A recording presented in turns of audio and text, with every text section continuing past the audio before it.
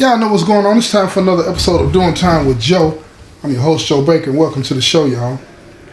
Joe's plan was finally starting to breathe, y'all.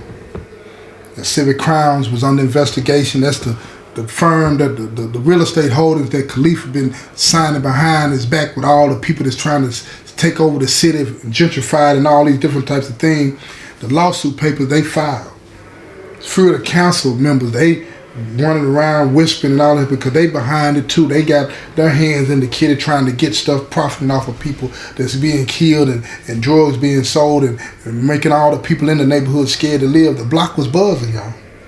Not just from the war, but with hope. For the first time, the street saw something different. Not a kingpin, not a soldier, a leader. Joe had been quietly, publicly, since the collapse behind the scenes, he had been moving like a tactician. He set up shell companies to protect assets, built alliances with local black-owned business organizations, met with lawyers who believed in his vision. The plan wasn't just about building, it was about taking power away from people who built empires off the hood's destruction. But power don't move without pushback. And Slag wasn't just watching, he was listening. It happened on Wednesday, midday, quiet. Suddenly, the internet was flooded with screenshots, bank logs, internal texts, ledgers, pages showing funds moving between Joe's companies and accounts labeled with nicknames like War Chest and Silent Fund. The captions were loud. Joe fake woke, still moving dirty money. You trust this clown? He got y'all fooled. Builder? Nah, just another snake in a fitted cap. The files weren't real, but they were believable. That's all it took. Monique stormed into the safe house with 2 laptops and panic in her voice. It's coordinated, she said, tossing them on the table. Slag been planning this leak for weeks. It's encrypted to look legit, and some of the accounts mimic our actual paperwork. Dre cursed and slammed his fist on the wall. Ain't nobody checking facts out here. They just read and run. Joe didn't say a word. He just stared at the screen, at his own name, photos of his crew, and headlines saying everything he wasn't. That's how it goes. But by that night, 3 meetings with funders were canceled. A non-profit he had partnered with pulled their logo off his website.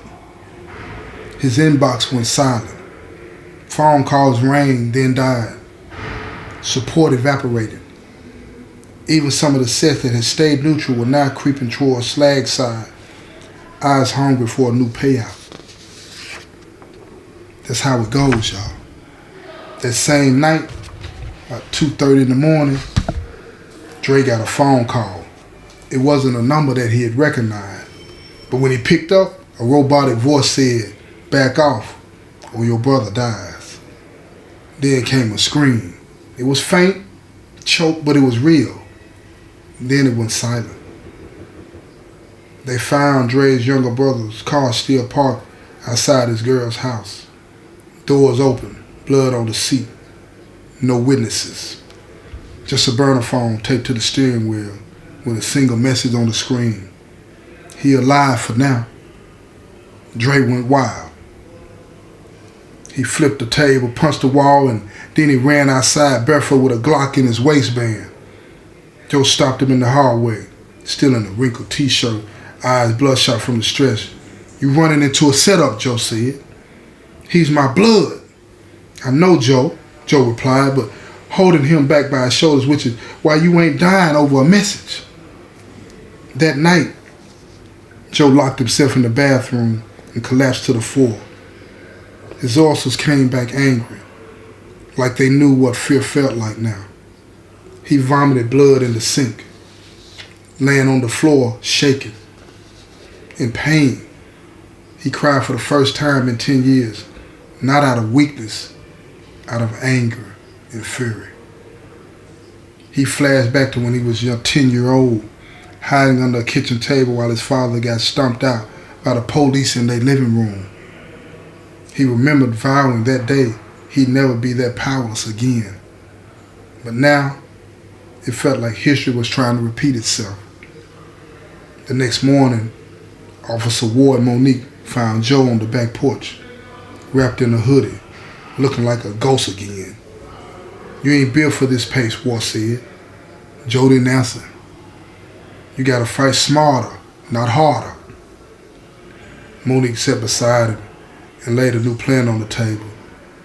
"Let's turn the heat on Slag, loud. If they gonna call us fake, we expose the real." Ward nodded. "Go public. Call out his cartel ties. Force his people to question him." Joe looked up, eyes cold, his jaw set. Set it up. 2 nights later, Joe appeared on a street-level podcast called Street Ethics, filmed in a garage known for hosting real hitters and convicts turned businessmen. The host, a former OG named Bonez, gave the floor. "Look, y'all, seen the leaks? You seen the lies? But what y'all ain't seen is what Slag really into. Y'all know he working with outside killers, cartel soldiers who don't speak our names or care about our people." Joe held up a flash drive. "Proof right here. Names, weapons, routes. If something happening to me or my team, this goes everywhere. And Slag, you ain't leading. You been led." The clip hit 100,000 views in 6 hours. By morning, the streets were buzzing again, but this time, not just against Joe. Slag's own people were asking questions. Why was South Point so flooded with heat? Why was El Gallo's crew making decisions like they owned the city? Why was a video circling of cartel soldiers in stolen TNPD uniforms shaking down local crews? Cracks starting to form. And Joe waited for retaliation. It came in the form of a message, dropped at the safe house mailbox. No return address. Inside was a burner phone. Monique powered it up. One file, a video. Dre, Monique, and watched in silence. Dre's younger brother was tied to a chair. Shirt torn, lip busted, breathing hard. A voice off screen said, "Y'all like attention? Cool. Now you got it. 2 days. Either you fold or we start sending pieces." The camera panned down to the table with tools on it and a digital clock counting down. Joe stared at the screen like it owed him an answer. And for the first time, he didn't look tired. He looked ready. The video ended. Nobody said a word. Dre sat there, jaw locked, eyes red. Monique was already flipping through contractors, trying to trace the phone, Joe. He stood up, slow, like gravity was getting heavy.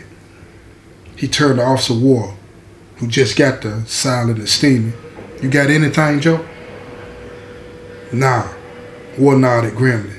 "We've been listening. South Point Warehouse. Used to be a dogfight arena. No one officially owned it since '09. I bet my badge the kids there." Joe's jaw tightened. They couldn't take the full team. Too much exposure. Too much heat. So Joe pulled a name out of every dark alley he had ever seen from Bricks, ex-runner who owed Joe his life after the case got tossed. Shayna, a former Trina gang member, medic with the war scars and steady hands. Tank, what's a corner boss, now a night shift trucker with rage bottled up.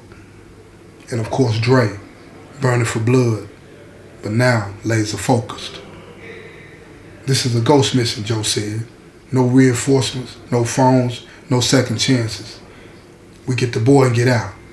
Anyone in the way, drop him." That's the business.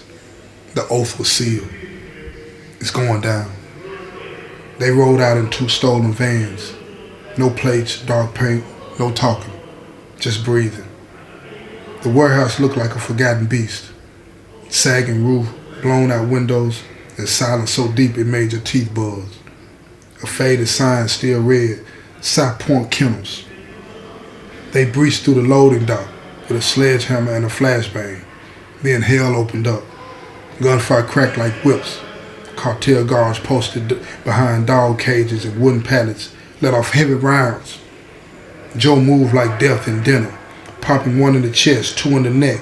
Jay roared as he dropped the guard with his bare hand, pistol whipping him unconscious before turning his attention to another. Shayna caught one in the shoulder but kept going, dragging Tank, who had taken shrapnel in the leg. Bricks found Dre's brother in a locked supply room, tied to a pipe, face swollen, breathing shallow. "He alive," Bricks shouted. Joe covered him while Cheyenne patched the kid enough to move. As they pulled back, Joe spotted a laptop, half buried under the rags and documents. He grabbed it. That decision almost cost him everything. As he turned to exit, a hidden shooter popped off a round that caught Joe just below the ribs. He staggered but didn't fall. Not yet. They made it out in 6 minutes. The van sped away, through the alleys. Dre's brother, he moaning in the back seat. But Shayna, she kept pressure on the wounds. Joe sat in silence, blood soaking into his hoodie. He never made a sound. Back at the safe house, Monique and Officer Ward went through the cartel laptop. It was gold. Maps, truck routes, names, even 2 local cops on the payroll. Joe lay on the couch, eyes glassy, sweat slick across his forehead. "We leak it all," he whispered. Monique turned. "You sure? This makes it official. The cartel come at you harder than ever." Joe nodded. "Then let them." She uploaded the drive to multiple mirror servers, then sent it to every news outlet, local blog, and whistleblower she could. By morning, it was everywhere, but so was the pain. Joe collapsed in the hallway, trying to go piss. Blood again, vision blurry, couldn't stand up, just didn't want to do right. His body was fading away.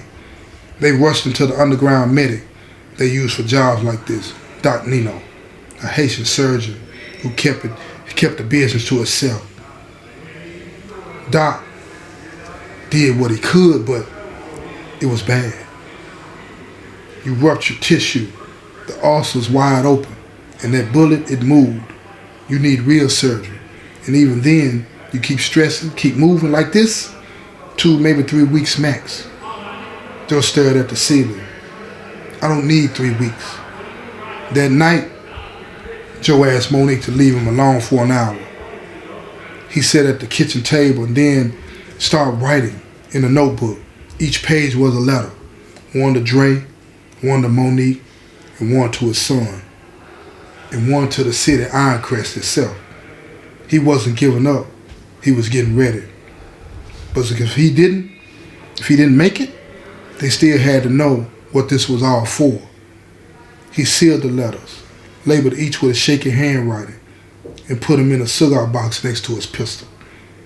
Then he walked to the roof. Ironcrest looked like it always did at night, both beautiful and broken. Lights from the high-rises blinked like they were watching. Cars drifted by, tires humming on the pavement. Somewhere nearby, someone was playing old school soul through them busted speakers. Y'all know how it go. Joe took it all in and said, not loud, just enough for the wind to carry.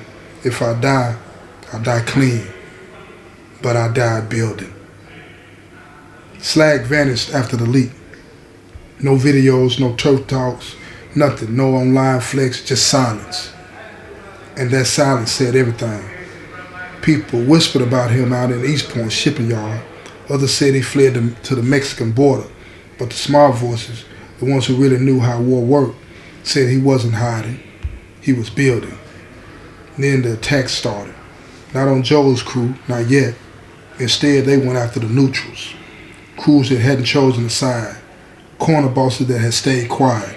Hustlers who had only spoken Joe's name in private. The first was found in his car, hands duct taped to the steering wheel, mouth gagged, shot clean between the eyes. The second, a female shot caller who had been running a fake medical license game. They found her body on a parking bench with the words "Fence Center" carved into her neck. Slag was sending a message. Silent ain't safe anymore. Joe sat in the safe house, got gut on fire, burning again, bandages soaked through from the wound that wouldn't fully heal, but his eyes looked sharper than ever. "They're isolating us," he said to Monique. "One kill at a time, one block at a time." War stood near the window, staring out. "They're not just making this a war," he said. "They're making it a cleansing." Joe leaned forward. "Then we go loud." The rally was set for the corner of Hollister and Lark, where Joe's father was once arrested and dragged through the broken glass, where Joe once got jumped by 6 rivals and walked away smiling through blood. The city was different now. This time they showed up, old gangsters in suits, mamas holding framed pictures of sons they'd buried, kids on scooters wearing hoodies that read "Builder." A mic was passed. Joe took it with a slow, careful step. His stomach pulsed with pain, but he stood tall. "They said we couldn't organize," Joe told the crowd. "That we couldn't build, nothing but caskets." He paused, looked around. Cheers erupted. "This ain't about me. This ain't about revenge. This is about reclaiming what they stole from us. With chains, with guns, with laws, with lies." He lifted his hands. "So to every set, to every soldier, every block that still believes we worth more than this, I say now is the time. We either die individually or we rise together." That night, the city trembled, not from fear, but from an awakening. Joe got messages from crews who never returned a call. A local construction firm offering up pro bono work to help build his nonprofit business house. Even the mayor's office sent a private emissary, not to shut him down, but to negotiate. But then the video dropped. A shaky cell phone clip, uploaded to a burner account. 3 masked men. A bonfire is in an empty lot. Behind them is a picture, a mural of Joe's father with the word "Iron never breaks" painted across the top. The masked man in the middle held a stack of letters, Joe's letters, the ones he had written in case he died. One by one, they lit each on fire. The man spoke. "You can build all you want, but ashes can't sign contracts, and dead leaders don't inspire revolutionaries." Then they walked off screen, leaving the mural in flames. Joe watched the video without blinking. Monique was pacing. War was already checking IP traces. Dre loaded his guns. "We hit them tonight. I don't care where they hide." But Joe just stood and whispered, "No more speeches." War pulled Joe aside. "We've been tracking chatter around Civic Crime. You got a rat in your legal account." Joe didn't flinch. "Who?" War handed him a photo. It was Tasha Reed, one of Joe's paralegals. Soft-spoken, had come from a youth reform nonprofit. Joe had vouched for her personally. "She's been leaking your filings, meeting time, political allies, everything." Joe stared at the photo like it was a ghost. "Handle it," he said. War didn't ask for clarification. 2 days later, the War Council met in a candlelit room beneath the old Ironcrest Boxing Club. Joe laid out a blueprint. Slag's main operation had moved underground, literally. South Point tunnels that hadn't been touched since the early 2000s were now weapon caches, transit routes, and torture chambers. Joe drew circles on a map. "This is where we strike. We cut off their oxygen." Monique raised her brow, and then Joe looked her dead in the eye. "And then we bury the past." The team rolled out with silence in their mouths and fire in their blood. Joe, Dre, Monique, Cheyenne, Bricks, War. They entered the Southport tunnels through a manhole behind a condemned meatpacking plant. Flashlights only, radios low, guns hot. The air was thick with mold and secrets. Graffiti lined the walls. Names of the dead, tags from sets that hadn't existed in 10 years. Rats scattered, water dripping. The deeper they went, the quieter the world became. Then they saw it. A steel door, slightly open. Joe moved first. As he stepped inside, his boot hit something with a click. He froze. Dre's eyes widened. "Tripwire! Too late. Boom! The lights went black. The steel door behind them slammed shut, and the tunnel filled with smoke. And if you want to know how this continues to play out, you're going to have to tune in to the next episode. It's coming soon. It's going to be a few days, y'all, but it's coming soon. This has been another episode of Doing Time with Joe. I'm your host, Joe Baker, and I say peace, y'all.